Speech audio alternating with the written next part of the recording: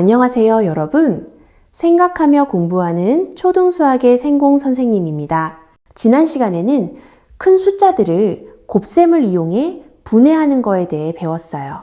익히 문제에서는 25를 이용해 곱셈으로 분해하는 문제들을 많이 풀었죠. 25와 같은 수가 어떤 수와 곱해져 100, 200, 500 등이 되는지 익혀두면 좋기 때문이에요.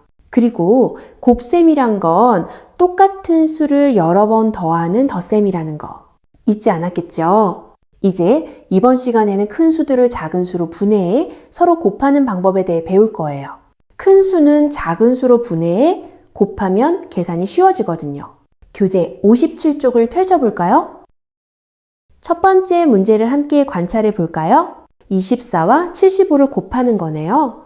이 큰 수를 그대로 곱하려면 계산이 복잡하겠죠? 그래서 우리는 수를 쪼개서 계산할 거예요.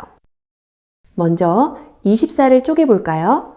24는 구구단을 이용해서 4와 6으로 분해할 수 있어요. 물론 4와 6으로만 분해할 필요는 없어요. 2와 11로도 분해할 수 있고 3과 8로도 분해할 수 있어요. 여기서는 4라는 숫자를 이용하려고 해요.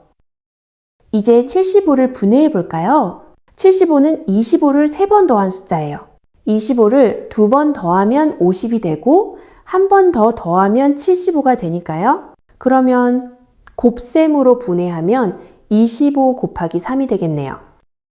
이제 24 곱하기 75를 가로셈으로 펼쳐서 정리해 봅시다. 가로셈으로 펼쳐보면 24는 4 곱하기 6이 되고 75는 25 곱하기 3으로 나타낼 수 있어요.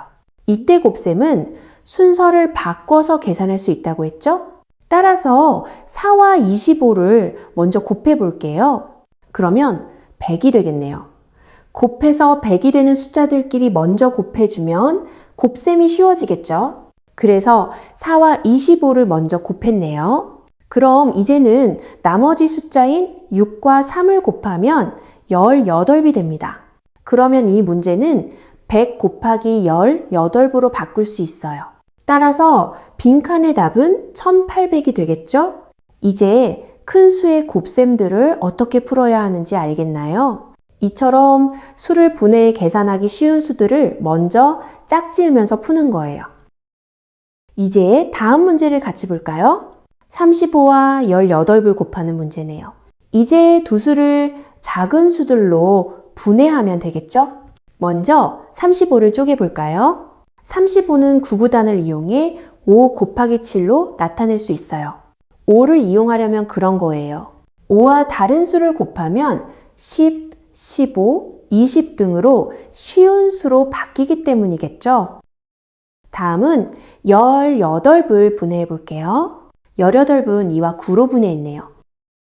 이제 두 수의 곱셈을 가로셈으로 정리해봐요. 가로셈으로 정리해보면 35는 5 곱하기 7이 되고 18은 2 곱하기 9로 나타낼 수 있겠네요. 이제 계산하기 편해지는 수들을 짝지으면 되겠죠? 5와 1을 먼저 곱하면 10이 만들어지고 남은 수들인 7과 9를 곱하면 63이 되네요. 그럼 이 문제는 10 곱하기 63으로 바꿔서 풀 수 있어요. 빈칸에는 630이 들어가면 되겠네요. 앞으로 교과서나 다른 문제집에서 곱셈 문제를 풀 때는 이처럼 수를 관찰해보고 쪼개고 짝지어 보세요. 모든 문제가 이렇게 풀리지는 않겠지만 항상 이 생각을 먼저 해보세요. 이제 다른 수들로 같이 연습해 볼까요? 첫 번째 문제예요. 48 곱하기 25네요. 좌변과 우변을 관찰해보면 똑같이 25가 들어있네요. 그러면 좌변의 48에 해당하는 숫자들이 우변에 있어야겠죠. 48을 12와 어떤 수의 곱셈으로 분해하면 될까요? 맞아요. 12와 4로 분해하면 돼요. 12를 4번 더하면 48이 되니까요. 이제 여기서 뒤에 있는 4와 25를 먼저 곱하면 100이 되겠죠?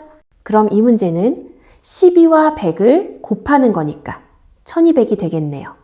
이제 빈칸들을 어떤 식으로 채우는지 알겠죠? 좌변과 우변을 관찰한 다음 똑같은 수들이 있는지부터 살펴보세요. 그 다음에는 서로 다르게 표현된 부분들을 눈여겨보는 거예요. 다른 문제들은 여러분이 수업을 다 듣고 나서 직접 풀어보기로 하고 맨 마지막 문제를 같이 볼게요. 125와 64를 곱하는 문제예요. 큰 수라고 해서 어려워할 필요는 없어요. 왼쪽에도 125, 오른쪽에도 125가 있네요. 그럼 64를 분해하면 되겠죠? 64는 8이라는 숫자로 분해됐으니 빈칸에는 8이 들어가면 되겠네요. 이제 또 오른쪽 식과 비교해보면 양변에는 똑같이 8이 들어있어요. 그럼 빈칸에 해당하는 값은 어떤 수들을 곱한 값일까요? 맞아요. 125와 8을 곱한 값이 들어가면 되겠죠? 125와 8 어때요? 이제 익숙한 곱셈이죠? 125와 8을 곱하면 1000이 되는 거 기억하시겠죠? 그럼 이 문제는 1000 곱하기 8이 되니까 답은 8000이 됩니다. 나머지 빈칸들은 여러분이 직접 채워봐야 합니다. 그래야 곱셈 실력이 늘어나서 나중에 더 빨리 그리고 정확하게 계산할 수 있어요. 오늘 우리는 큰 수들을 작은 수로 분해한 다음 계산하기 쉬운 수들을 먼저 짝지어 계산하는 방법에 대해 배웠어요. 그리고 교재에 있는 문제들을 볼 때는 항상 좌변과 우변을 먼저 관찰한 다음에 똑같은 수와 다른 수들이 무엇인지 살펴보는 습관을 들여야 해요. 이건 정말 중요한 습관이에요. 수업을 다 듣고 나서 곧바로 복습하는 거 잊지 않았죠. 그리고 선생님이 푼 방식이 아니라 여러분이 다른 수들로 분해해서 풀어보면 더 좋아요. 같은 문제도 다르게 풀어보는 건 수학 실력을 키워준답니다. 그럼 다음 시간에 만나요. 안녕!